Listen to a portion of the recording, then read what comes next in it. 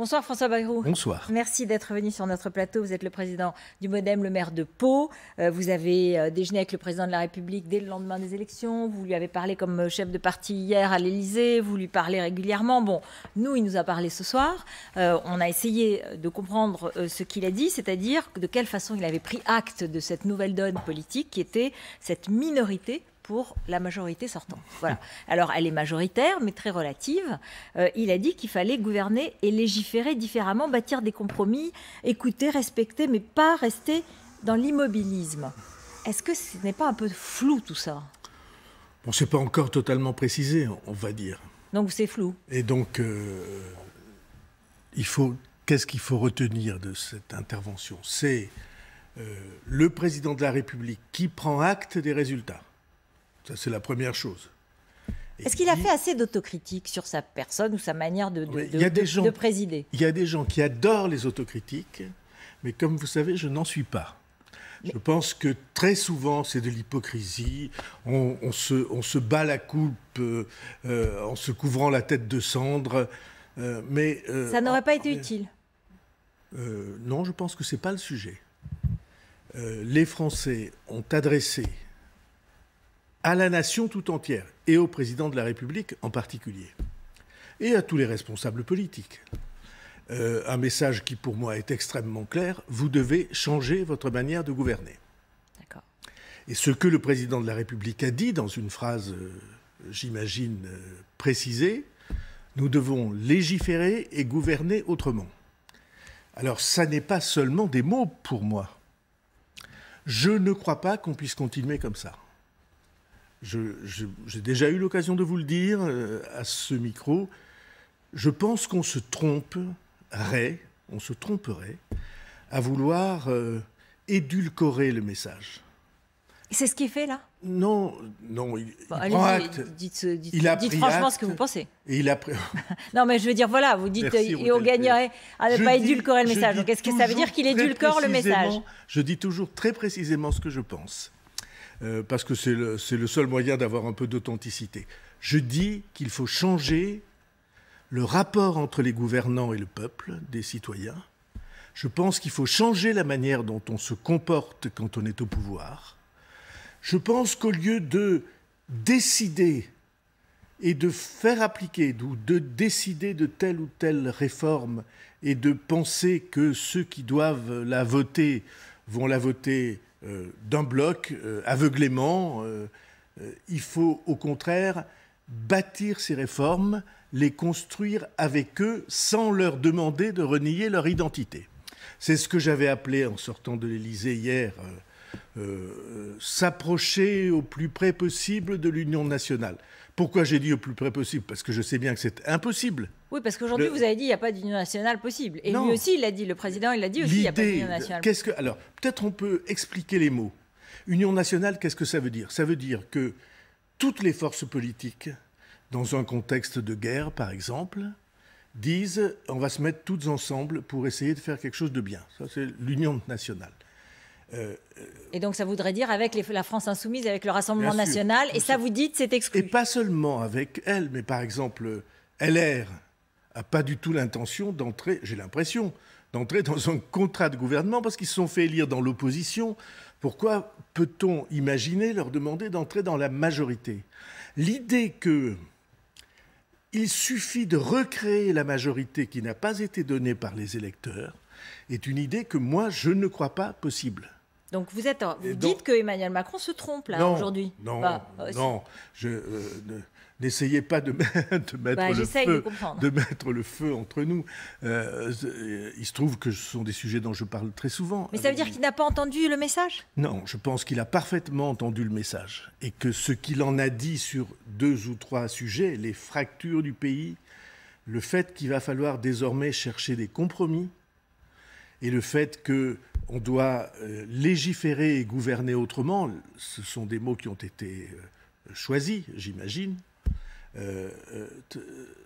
ça dit quelque chose d'essentiel. Mais je pense qu'on se tromperait en édulcorant ce qui est en train de se passer, en faisant comme s'il ne se passait pas grand-chose au fond, comme si c'était à peu près normal. Je crois que c'est un des...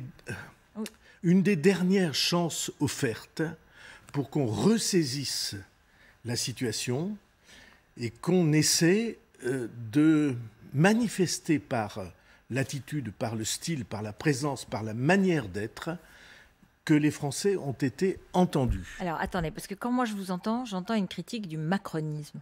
J'entends une critique du style d'Emmanuel Macron, du fonctionnement d'Emmanuel Macron, du fonctionnement de ses ministres, et on va y venir, de sa première ministre, on va y venir. Mais ce que vous dites là, c'est les Parisiens, les technos, les déracinés, les gens d'en haut, enfin tout ce qu'on entend à droite à gauche, finalement vous souscrivez à cette thèse. Et ceux-là, il ne faut plus qu'ils soient au pouvoir. Nous avons eu, je ne sais pas combien d'interviews dans notre vie commune, mais un assez grand nombre. Je ne crois pas qu'il y en ait une seule où je ne vous ai pas dit qu'il y avait quelque chose qui n'allait plus dans, comme Shakespeare aurait dit, au royaume de Danemark, hein, dans notre manière d'envisager la vie publique. Il y a quelque chose qui ne va plus. Qu'est-ce que c'est ce quelque chose qui ne va plus? On n'arrive pas à expliquer aux citoyens ce qu'on veut faire. Ils ne peuvent pas y participer. Ils ne se sentent pas reconnus au sens personnel du terme. Mais n'allons pas trop vite, parce que vous, les médias, vous êtes pris là-dedans aussi. Bien sûr. Exactement la même chose. Oui. Moi, ce que on essaye d'expliquer, mais c'est vrai qu'il y a un langage, par exemple, technocratique qui est assez difficile à comprendre. Ce que je crois c'est une notation qui va vous paraître trop simple et peut-être un peu étrange.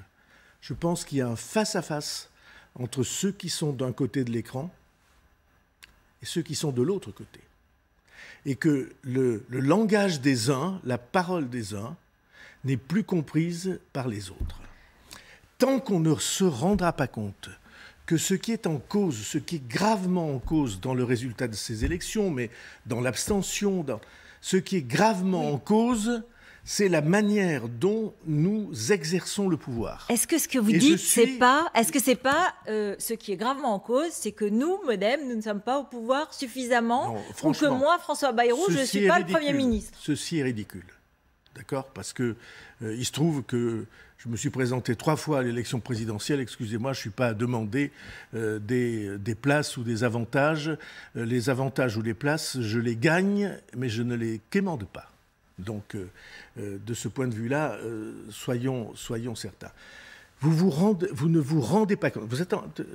Regardons précisément cette séquence de 3 jours et votre phrase. Je le dis avec... Oui, il n'y a pas de problème. Bon. Je vous pose des questions, vous me répondez et vous avez le droit d'être aussi sévère éventuellement que je peux l'être dans mes questions. Il n'y a aucun problème. On a une élection législative qui est non pas la première, comme tout à l'heure c'était dit non, c'est la troisième. En fait. C'est au moins la deuxième. Oui, mais il y en a eu en 58 aussi. Voilà, il n'y avait pas la majorité pour le général de Gaulle. Mais à l'époque, le président de la République n'était pas élu au suffrage universel. Exactement, mais c'est quand même peut-être la troisième fois. C'est la deuxième fois qu'un président de la République n'a pas la majorité et sur une décision qui est une décision, j'allais dire, mûrement réfléchie du pays. Parce que là, on a eu une campagne, on a dit, voilà, avec des surprises formidables ou impressionnantes, le surgissement du Front National en est une, le relatif insuccès de la France Insoumise en est une. Tout ça, il y a eu plein de surprises, mais il y a une chose qu'on sait, c'est que les électeurs ont voté, ceux qui ont voté, ils ont voté en connaissance de cause. Il y a 3 jours. C'est une élection qui est, pour moi, une sorte de tremblement de terre. On va dire ça, les choses comme ça. Mais... Et vous, le mercredi soir, vous dites, mais au fond, est-ce que c'est pas parce que la place du parti politique dont vous êtes le président, le responsable, n'est pas suffisante? On a 50 députés et un peu plus.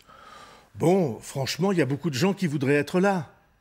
Ça n'est pas ce que je dis, Ruth Elkrief. Écoutez-moi sur ce point. Nous avons une crise démocratique majeure. Oui, mais... On peut faire semblant, une fois de plus... Mais... Donnez-moi vos solutions. J'entends très bien. Alors, donnez-moi vos solutions. Parce que moi, je peux voir aussi, dans cette Assemblée nationale, un de vos désirs, qui est la proportionnelle, même si ça ne l'est pas complètement, c'est-à-dire une représentation à peu près réelle pas exact au centimètre près, de la société française. Et on peut s'en féliciter aussi. Oui. Donc, voilà.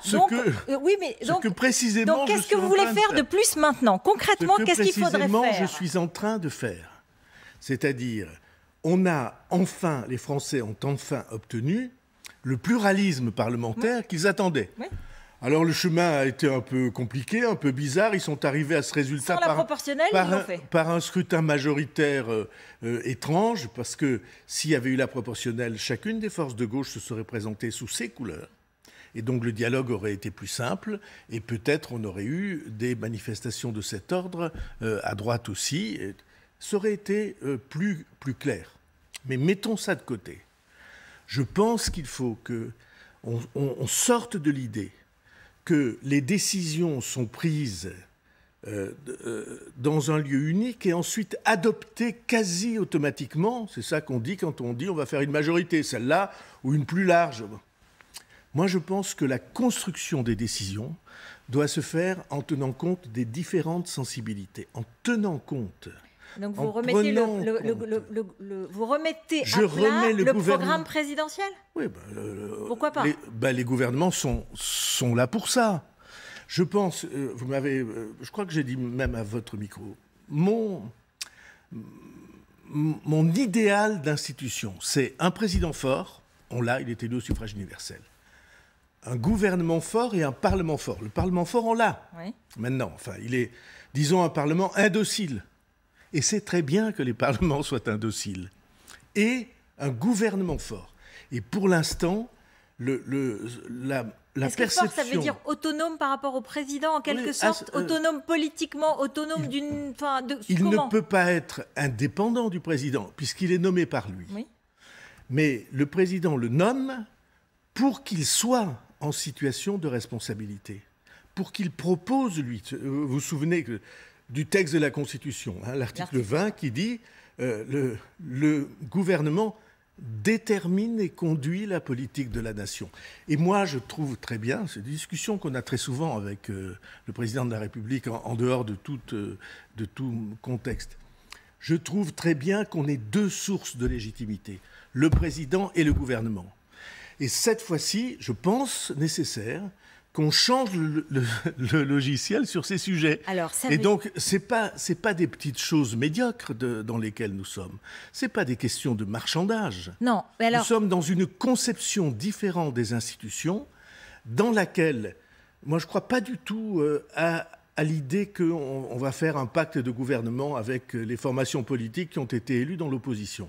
Je pense qu'elles ne le voudraient pas, et que ça serait au fond pas totalement les respecter. Pardon, mais les électeurs, par exemple, des Républicains, lorsqu'ils entendent un président Macron, pour lequel ils ont voté souvent au premier tour de la présidentielle, en bonne partie, leur dire qu'il veut un programme dans lequel il y a des progrès sociaux, de la souveraineté, du progrès écologique, de la sécurité, de la justice, qui soit crédible et financé, sans baisse d'impôts et sans augmentation de la dette, ça peut sonner joliment à leurs oreilles. Et ce n'est pas une question d'alliance ou de pas alliance. C'est exactement ce que je vous dis. Je pense que les lois votées doivent être travaillées avec les oppositions, autant ou pas autant, avec les oppositions comme on le fait avec les majorités. Donnez-moi un exemple. Écoutez, je vais prendre un exemple très simple parce qu'il s'est réalisé. Quand le ministre de l'économie, qui s'appelait Emmanuel Macron à l'époque, a voulu faire une loi nouvelle sur la modernisation de l'économie, il a passé 2 mois à travailler avec les oppositions. Oui, mais il a eu un 49-3 parce qu'il lui manquait quelques voix. Non, pas du tout. Si. Pas du tout. Si vous lisez le texte du Premier ministre de l'époque, il a dit que ce n'était pas vrai. Il manquait des voix dans la majorité. Oui, bien sûr, oui. Pas dans l'opposition, dans la majorité. Les voix des oppositions, elles étaient là. Oui, mais c'était les frondeurs à l'intérieur de la majorité. C'était une forme d'opposition. Et donc, c'est complètement illégitime de comparer les deux. Alors, comment vous faites ce gouvernement? Parce que, tout le monde vous a entendu ce matin, chez nos confrères de France Inter, dire une phrase qui a, soyons francs, qui a blessé la Première ministre. Sûrement pas. Je pense que la Première ministre est quelqu'un de très bien. Elle le sait parce qu'on se parle assez. Vous lui avez parlé aujourd'hui? Non, mais j'aurai l'occasion demain ou après-demain. Je dis que Vous avez dit qu'elle était technicienne et qu'il fallait quelqu'un de politique. Et dans son entourage, on a dit non. Mais nous, on a fait l'assurance chômage, la réforme de la SNCF. C'est des grosses réformes difficiles. On a négocié avec les syndicats et tout. C'est pas de la politique, ça? Ce serait pas un peu misogyne, ça? C'est ça qui est dit aujourd'hui. Vous me sentez misogyne, Ruth Elkrief? J'en sais rien, je vous pose la question. Non, vous n'en savez rien.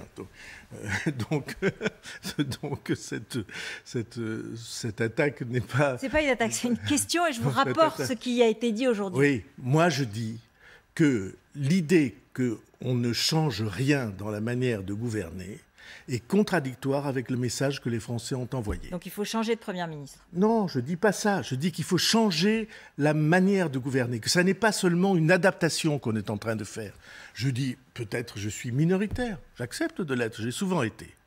Je dis simplement qu'il y a quelque chose qui ne va plus dans la manière dont les Français perçoivent ceux qui les gouvernent.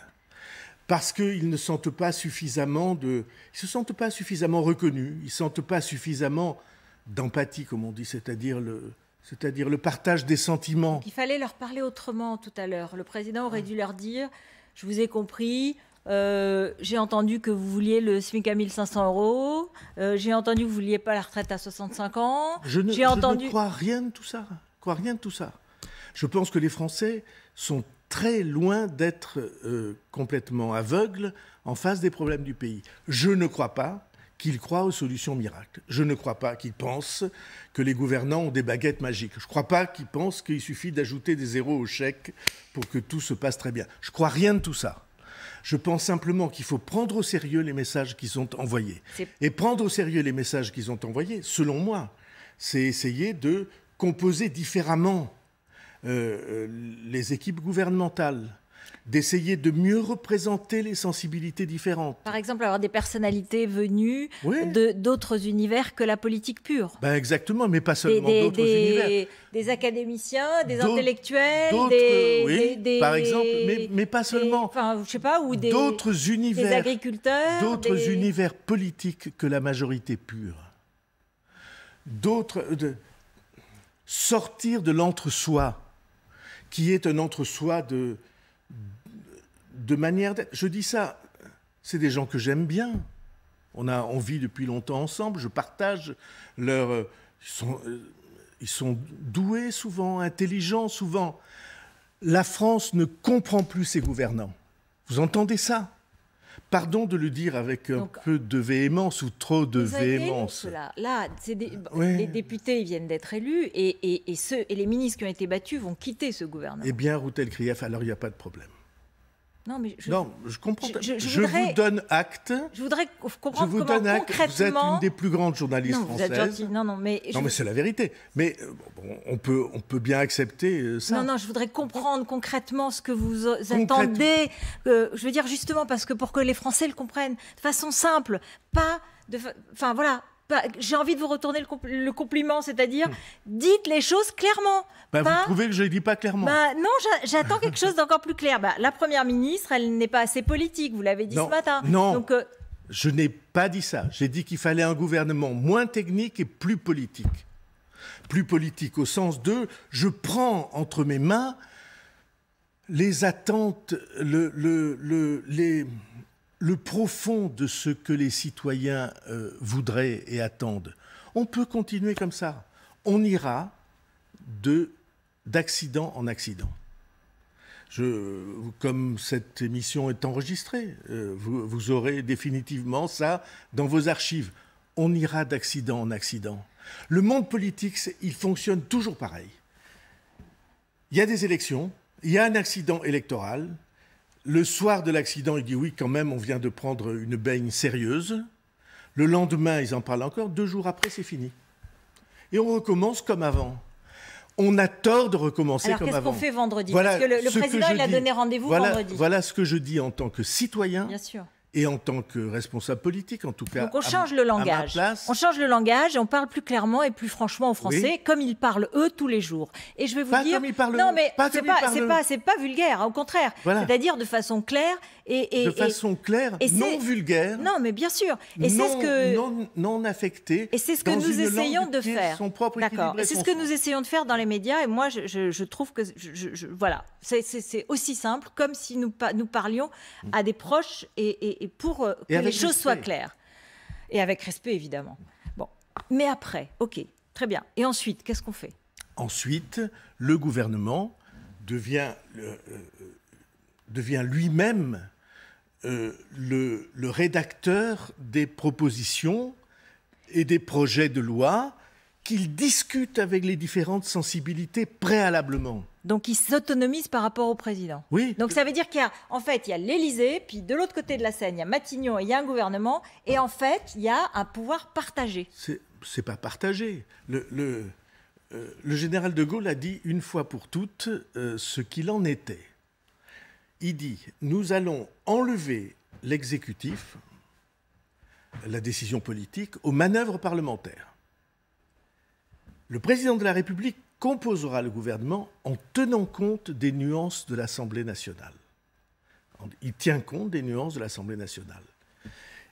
Et on a ainsi une démarche politique qui est en effet partagée entre le président de la République et le gouvernement n'étant pas seulement l'exécutant du président de la République, mais étant, comment dirais-je, une des sources de l'action politique. Donc ça veut dire que dans un prochain gouvernement, il faudrait qu'il y ait des représentants de plusieurs partis, des nuances politiques. Il y a des personnalités qui peuvent porter une partie des nuances politiques du pays. Tout en n'étant pas le gouvernement d'union nationale qui irait d'un bout à l'autre et qui n'est pas d'actualité. Donc ça, c'est votre message ce soir. Je reviens quand même sur Elisabeth Borne. Je vais essayer de trouver une phrase un peu plus juste. Il y a des gens qui disent coalition, gouvernement de coalition. C'est Édouard Philippe. Hein. Oui. Vous m'avez dit la semaine dernière, ou il y a 15 jours, quand vous étiez sur ce plateau, que vous étiez dans une bonne relation de partenariat. On a une très bonne relation de partenariat et on peut avoir des nuances, on s'en explique. Moi, je crois qu'il faut non pas un gouvernement de coalition, non pas un gouvernement d'union nationale, c'est impossible. Je crois qu'il faut un gouvernement de bonne volonté. Un gouvernement de bonne volonté, c'est un gouvernement qui est parfaitement conscient des orientations du président de la République, avec qui il est en proximité, mais qui se donne la liberté, la puissance, la légitimité de travailler les réformes et les projets avec les nuances, y compris de ceux qui ne sont pas de la majorité. Et ça va jusqu'au RN et jusqu'à LFI. Les majorités ont travaillé depuis très longtemps en France, depuis des décennies, comme si elles étaient un bloc obéissant à une seule source de légitimité. Ceci a changé depuis le week-end dernier, pour moi. Alors il y a des tas de gens qui, dimanche, pensaient que ça avait changé, lundi le pensaient encore, aujourd'hui le pensent plus. C'est comme ça. Vous ne parlez pas du président Macron, par exemple? Non, pas du tout. Mais non, parce que lui, je sais qu'il pense à ça. Je ne parle pas tout à fait en l'air, je sais. Mais je sais que l'immense majorité de la culture politique, au fond, se satisfait très bien que rien ne change. Mais je pense qu'il faut que de l'intérieur, y compris de l'intérieur de la majorité, y compris d'une force politique comme la nôtre, qui sommes un peu différentes du mouvement principal de la majorité, vienne et se fasse entendre cette exigence de nouvelle approche, nouvelle méthode et nouvelle culture que le président a esquissée dans son discours. Un gouvernement de bonne volonté, c'est ce que vous dites, c'est votre définition. À côté de ceux qui veulent une coalition, et notamment avec les Républicains, soyons clairs, parce que, justement, ils ne le veulent pas aujourd'hui. Si c'était possible, je l'examinerais, et peut-être sympathiquement. Mais ça n'est pas possible. Aujourd'hui. Vous comprenez? Non, mais vous voyez bien, vous ne pouvez pas demander à des gens élus dans l'opposition de venir le lendemain matin se ranger dans la majorité. Ou alors, est-ce que c'est moi qui ai pas les yeux en face des trous? La coalition avec les Républicains, ça semble exclu pour vous. Donc, vous dites de la même façon un gouvernement qui, finalement, part avec sa feuille de route, mais qui, au cas par cas, va chercher, va glaner, comme en 1988, non, pas seulement les voix. va être lui-même la source d'un certain nombre de propositions nouvelles. C'est de ça dont on a besoin. Article 20, le gouvernement détermine et conduit la politique de la nation. J'avais proposé il y a très longtemps qu'on écrive « Le président détermine et le gouvernement conduit la politique de la nation ». C'est pas ce qui a été choisi.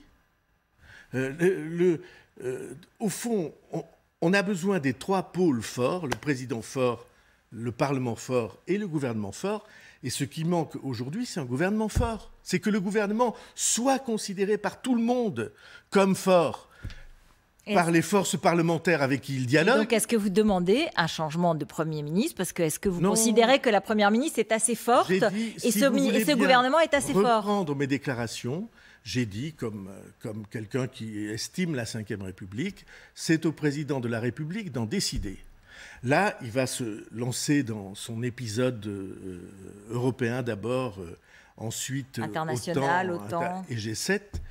Mais pendant ce temps, il va continuer à réfléchir. Je suis persuadé que ce temps-là doit permettre au président de la République de réfléchir à ce nouvel équilibre. Il a dit nouvelle méthode et nouvelle démarche, quelque chose comme ça. À ce nouvel équilibre dont on a besoin. Parce que sans ça, on va se retrouver une fois de plus avec un pays qui a le sentiment qu'il a dit quelque chose, et il l'a dit assez fort, mais qu'au fond, non, business as usual. Non, mais c'est pas possible puisqu'il n'y a pas de majorité absolue. Donc en fait, c'est impossible. Donc de toute façon, il va y avoir des modifications, des discussions. Des changements profonds. Non. Je plaide pour des changements profonds. Voilà. Alors je suis sans doute Don Quichotte, sans doute minoritaire, je veux bien tout ce qu'on veut, j'accepte tout ça. Mais je dis alors avec le sentiment de gravité d'un citoyen de base qui en peut plus de voir cette succession d'accidents. Je dis qu'il faut qu'on prenne à bras le corps les nécessités de l'heure, la gravité des problèmes, et qu'en effet, on montre de manière claire que les choses doivent changer. Voilà ce que je crois et que je plaide. On fait des gouvernements techniciens, il faut faire des gouvernements politiques. Alors, c'est plus la mode depuis longtemps.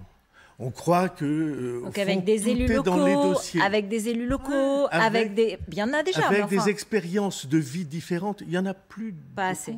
Il n'y en a plus beaucoup. Trop d'énarques, quoi, en fait. Non. Pas seulement. C'est bien qu'il y en ait, mais il ne faut pas une seule culture au pouvoir. On a le sentiment qu'il y a une monoculture du pouvoir, que tout le monde est passé par le même moule, que le langage, la langue, est devenue exactement la même. Qu'est-ce que vous répondez à Jean-Luc Mélenchon qui a dit ce soir, le choix n'est pas la ratatouille, il ne faut pas biaiser avec la réalité et la Première ministre doit se présenter son programme d'action et solliciter la confiance de l'Assemblée nationale. Ça, c'est la 4e République. On a le droit d'être pour la 4e ou pour la 6e, ce qui est à peu près la même chose.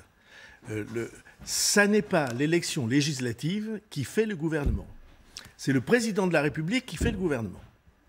Mais il le fait en tenant compte de ce que le pays a exprimé pour les législatives. Voilà pourquoi je plaide pour que, oui, on prenne les choses à bras le corps avec gravité. C'est plus confortable de ne rien changer, vous savez.